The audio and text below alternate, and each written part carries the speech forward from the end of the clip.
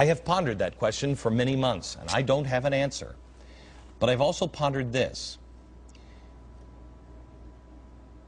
If you wanted to use emergencies, if you were that kind of person, if you were a radical, and God forbid you wanted to take control of a country because it was the right thing to do, the people were too stupid. In an emergency situation, what would you need control of? How would you do it? How could you make sure that you could just lock everything down? You could control it, and then you could transform it. This is just a list I've come up with. I mean, I don't know. Manufacturing and industry, financial, media, communications, the military, energy, and education. Got it? Education is really more long-term. I know this is crazy talk to be even talking about command and control, but we have to think out of the box here in this way. If I would have asked you, how fragile was your freedom, if I asked you that question on September 10th, 2001, how fragile do you think our country is?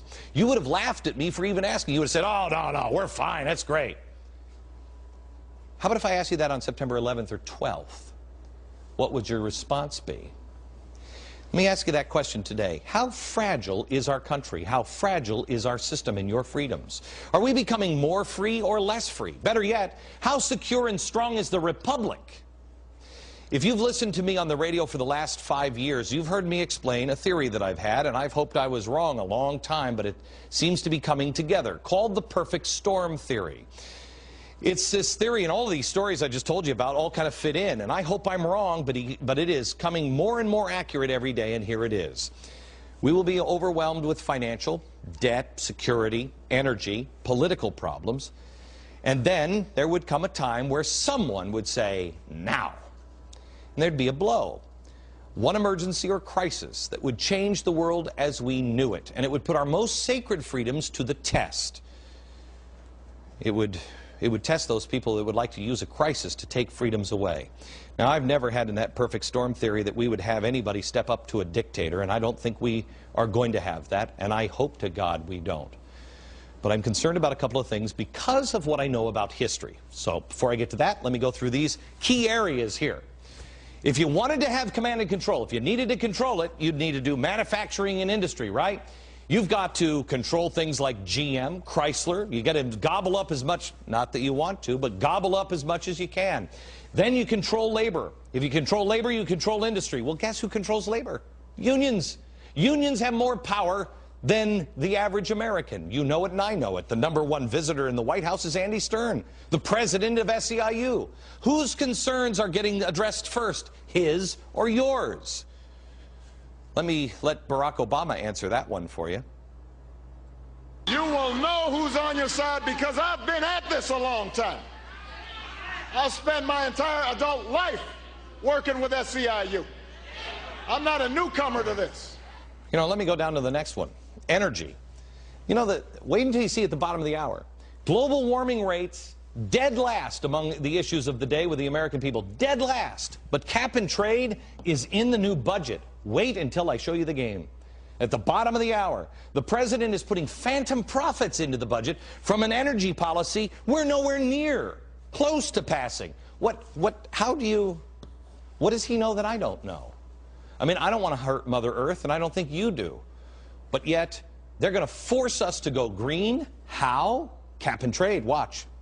Under my plan of a cap and trade system, electricity rates would necessarily skyrocket. What is that going to do to our financial system? And speaking of financial system, let's look at the banks. A lot of these banks didn't want the bailouts. They were forced to take them. The bailouts of not only the banks, but the auto industry, TARP, Wall Street, stimulus. Government now holds a gun to a lot of people's heads in the financial industry, and they're demanding reform. Demanding reform that Europe won't do. By the way, reform is just a nice way of saying government control, capping salaries, windfall profits tax, deciding which investments are risky and which ones aren't.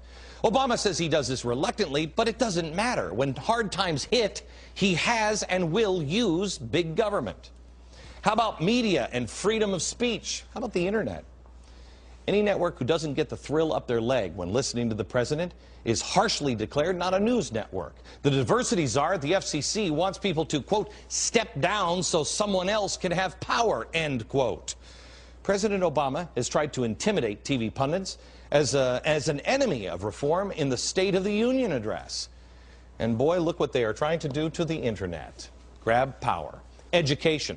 They're nationalizing the student loan industry. That's part of this, and education. Now, education is much longer term. Now, this would mean that from cradle to grave, the state would have a grip on our educational system, already loaded with anti-capitalist propaganda, progressive revisionist history. The Obama indoctrination that I'll show you in the next segment, Organizing for America. Wait until you see what's being handed out for your kids at school. It is absolutely unbelievable. And if you don't like what the public school is teaching, don't you dare argue for school vouchers, because the teachers would then have to compete. They're shutting them down. In normal times, it would be outrageous to think anyone in our government, anyone, would want to fundamentally transform us into anything but a better, freer society as our Constitution dictates. But we're not living in normal times. The world is changing right before our eyes and moving under our feet. These changes, this grab of power, has not been, and I want to make this clear, happening just in this presidency.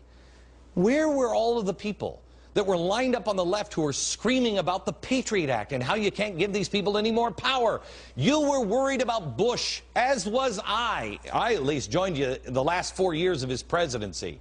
Grabbing power, abusing it, gathering too much strength. You were right. Now where are you? Stand by your principles. Because the reason you were right was not because a Republican was in power, and the reason why I'm concerned is not now because it's a Democrat in power. It's the word power.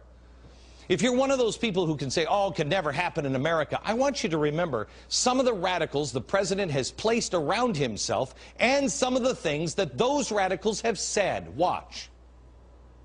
We're trying to use the power of persuasion, and if that doesn't work, we're going to use the persuasion of power. No, we're going to change the whole system. We're going to change the whole thing. We're not going to put a new battery in a broken system. We want a new system. We kind of agree with Mao that political power comes largely from the barrel of a gun. You never want a serious crisis to go to waste. We took names. We watched how they voted. We know where they lived. These are the people advising our president. You know about his other influences as well, Jeremiah Wright and Bill Ayers. Unthinkable, unthinkable that someone, in a time of crisis, someone might approach the president and say what the journalistic, revered, progressive Walter Lippmann said to FDR when things went down in 1933. He said this: "The situation is critical, Franklin. You may have no alternative but to assume dictatorial powers."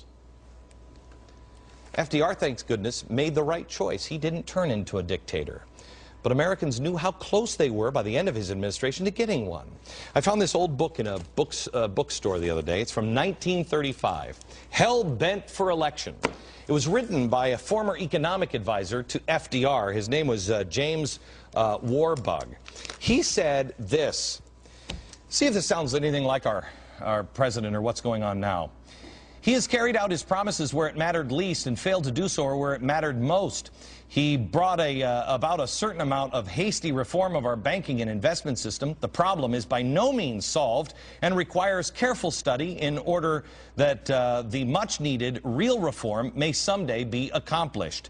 On the negative side, he failed to reduce the cost of the federal government, to balance the budget, to maintain a sound currency, to take the government out of business, or maintain the fundamental principles of the American order. He has led us, speaking of FDR, into an orgy of wild spending undreamed of in prior administrations, piled up commission on commission and bureau on bureau to set up or tried to set up a federal dictatorship over all the various factors that affect the lives of our citizens. He has flouted the Constitution, which he swore to hold up. He has made a laughingstock of the sanctity of the national promises, and he has all done this in the name of an emergency. That's FDR. This is one of FDR's advisors that wrote that. This is why 2 years after FDR's death, 2 years, Congress passed the 22nd Amendment to officially limit the president to 2 terms because whether Lippmann said it or not, Americans could sense it. We're headed towards a dictatorship. I don't know if you sense that today or not. I hope you don't. I'm not asking you to go down that road. I'm asking you to do this. How secure is your freedom today? Lech Walesa, he's the guy who freed the Polish people. He said a couple of days ago, the days of America as the world's moral leader are over. Ronald Reagan said, if we fail, where does the rest of the world run? We cannot fail. We as citizens must pay attention and be involved. I'll leave you with this one last thought. It was the July before the Declaration of Independence was signed. It was 1775. John Adams was again away from his wife when he wrote these words. A constitution of government once changed from freedom can never be restored.